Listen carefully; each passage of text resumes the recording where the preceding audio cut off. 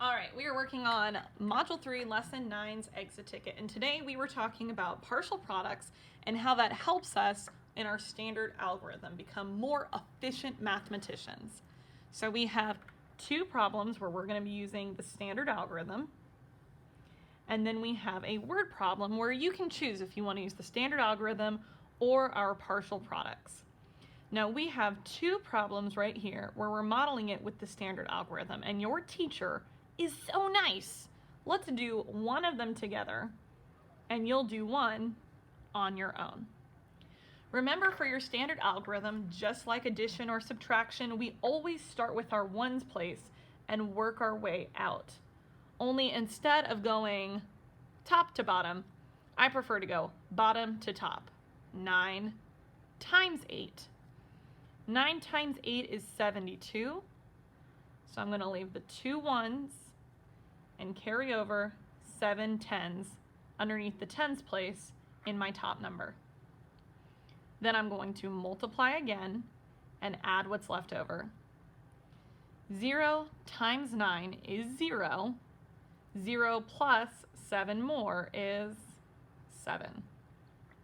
I crossed out my 7 after I added it, just in case I need to regroup again.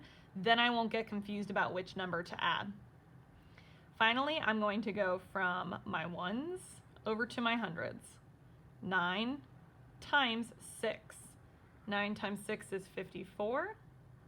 Since I don't need to regroup anymore, I'll write the whole number 54 below. And I'm going to add my comma by going 1, 2, 3, wee. So now on your own, you'll do B. This was very specific. They wanted you to use the standard algorithm for your first two problems.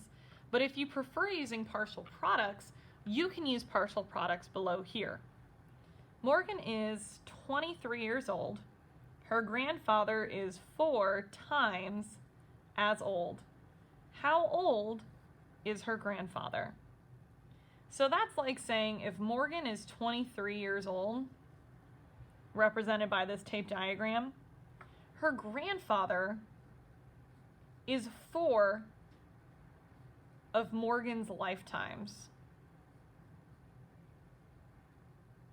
So our job is to figure out what is 4 groups of 23, otherwise known as 23, times 4.